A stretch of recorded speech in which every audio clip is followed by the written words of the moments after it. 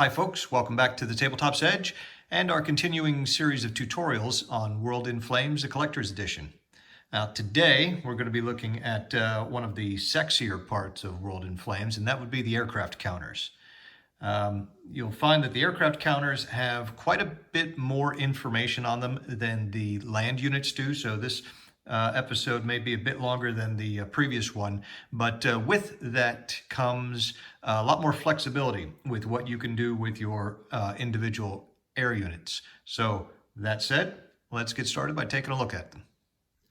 There are 5 types of aircraft units in World in Flames: fighters, naval bombers, land bombers, air transports, and carrier planes. And the easiest way to tell what type of aircraft the unit is by the silhouette on the back. So we're going to start off by looking at the backs of the counters. On the left, I have a gray German fighter. The fighters are indicated by a horizontal profile silhouette. A profile silhouette that's angled down diagonally indicates a naval bomber. A planned view indicates a land bomber, and a planned view with a white silhouette with the aircraft pointing towards the bottom of the counter is an air transport. Carrier planes, as you can see, have no silhouette on the back, merely a few boxes from 1 to 3 boxes with a year date inside of them. And a quick tip for those of you new to World in Flames and you're kind of struggling with organizing your units into force pools for production. Always use the back of the counters. And this goes for the counter, whether it's a land unit, an air unit, or a naval unit. They will always have the unit symbol denoting the type of unit as well as the cost of the unit. And you'll want all pieces with the same unit symbol and same cost in the same force pool. So if you're not able to tell whether this unit is an infantry corps or an infantry division, well, all infantry corps cost 3, have the infantry symbol. All divisions cost 2 and have the infantry symbol. So you would separate those into different force pools. Same goes for aircraft. Fighter, you'll put all your fighters that have this silhouette on the back and a cost of 4 into the same force pool. And all your fighters that have a cost of 5 would go into a separate force pool. Now back to where we were. Now you may have noticed that the silhouettes on these 2 aircraft counters are neither black nor white. Some aircraft are eligible to be lend-leased to a friendly allied power. And we'll get into Lend-lease when we get to production, but for now, just know that the country to which the aircraft may be given, their color will appear in the silhouette as a reminder. So in this case, this American land bomber may be given to the French. So we have the blue for the year and the silhouette. This American bomber may be lend-leased to the Chinese. And for every unit that is lend-leasable, there is a matching unit in the receiving nation's force pool. In this case, this American bomber is replaced in the Chinese force pool with this Chinese bomber. And you'll see this horizontal colored stripe across the aircraft. That indicates that it is a lend-leased aircraft, a foreign-sourced aircraft, and the color matches the source nation's color. So this is the American. Also, these units will match. If you look at the front of the counters, you have B-25J. It's the same model, and just as importantly, all of the factors on the unit match, and that's how you know which unit gets replaced with the other unit when you lend-lease the aircraft. And there are a couple of other small little items to take note of on the back of the counters. You have the year, similar to the land units, the year in which the unit is eligible to go into the force pool. The green circle is the cost of the unit. The white tick mark circle indicates the time in turns it takes to arrive. The Planes in Flames counters have a PL designation in the upper right-hand corner. This has no effect on gameplay. It's merely to let you know which units are classic aircraft, like the 3 in the middle here, and which are from the Planes in Flames expansion. Likewise, the carrier planes will have a C in the upper right-hand corner. One thing to note, if you play with the pilot's optional rule, and I highly recommend you use this optional rule. It's not a lot of rules overhead, and it really adds quite a bit to the game. With the pilot's optional rule, the pilots are separated from their aircraft, and all pilots cost 2 build points to train and take 3 turns. Because you're paying for the pilots separately from the aircraft, that means that the cost that you see on the back of every aircraft counter, including the carrier planes, is going to be 2 less than what it is. So if I'm playing with the pilot's optional rule, this single engine fighter will only cost 2. Now let's take a look at the business end of these air units. The first thing you're going to notice on the front of the counters is this absolutely gorgeous artwork. These are some of the prettiest counters in all of wargaming. But for game purposes, we need to know how good are these planes and what can they do. So for that, we've got to take a look at the factors on them. In the upper left-hand corner, we'll start with the air-to-air factor. This is used in combat against other aircraft.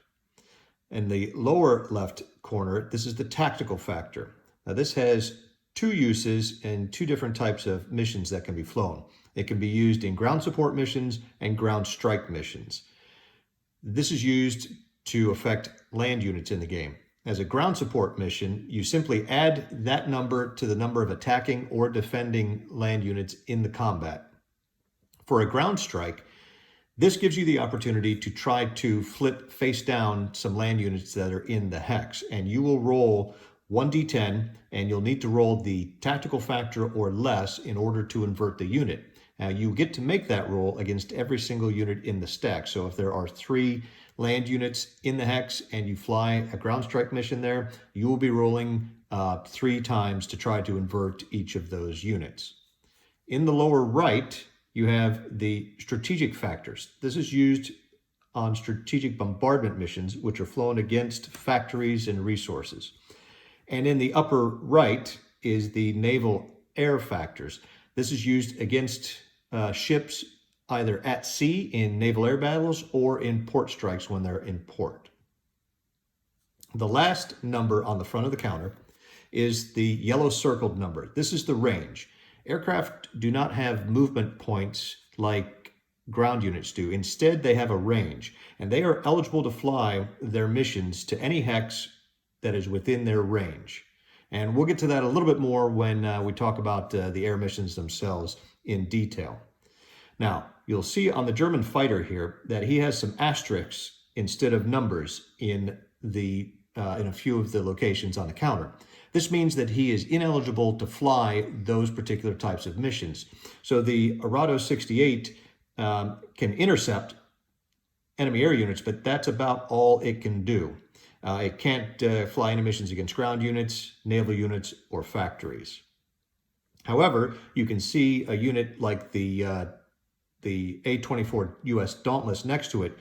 It has some flexibility. It has some air-to-air value. It's not very good.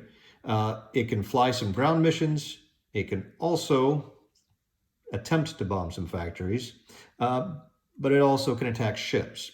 And that's one of the nice things you'll find about your air forces in the game, is that you do have a lot of flexibility in how you can use these.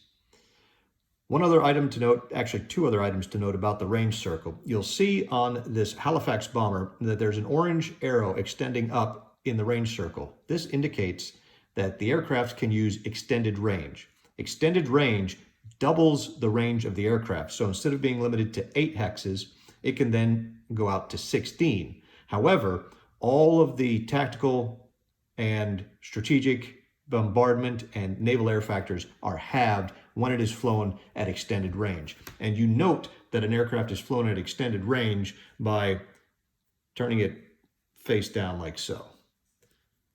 The other thing you'll notice about the range circles is some aircraft are going to have a white range circle. This is an indication that it can fly air supply missions, and it's an air transport.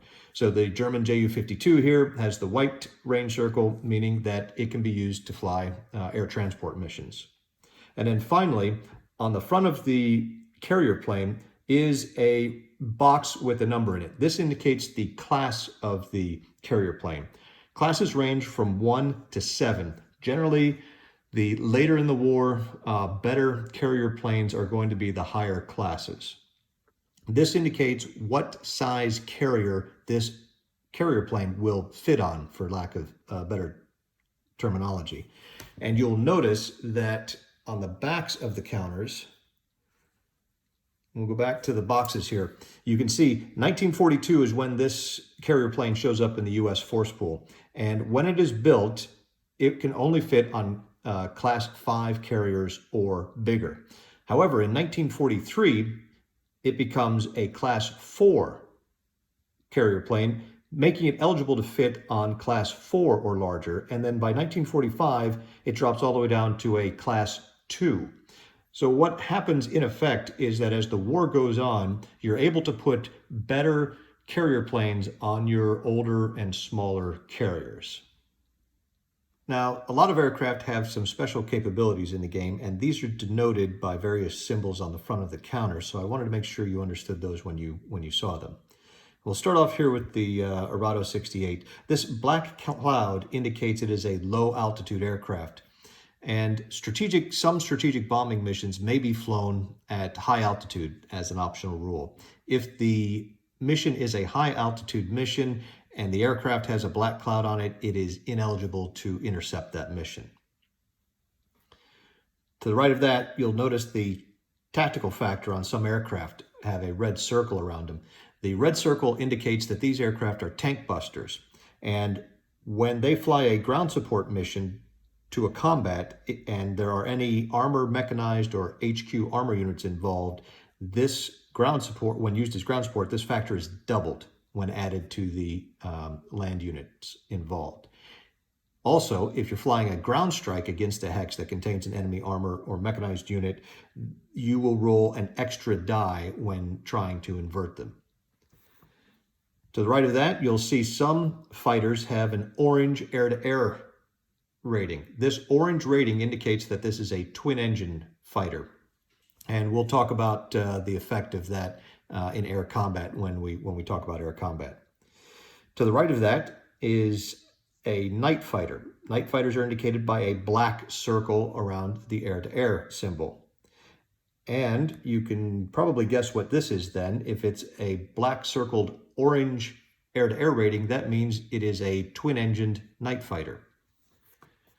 Aircraft that have a red air-to-sea factor are known as sub-hunters. That's another optional rule. And some aircraft you'll see have parentheses around their air-to-air rating. This means that the air-to-air rating is used in combat, but the aircraft does not shoot back at enemy planes. And you'll understand why that's not such a horrible thing on this Mosquito when we talk about how air combat works. Finally, when it comes to air-to-air ratings, you'll see a few that are green. These indicate that the aircraft in question is a jet.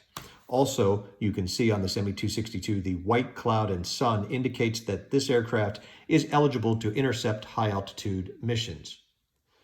The French transport here, it also has a bracketed air-to-air rating, but I wanted to take note of the core symbol here on the counter, which indicates it is a large transport, meaning that it can transport infantry core-sized infantry units as opposed to just divisions.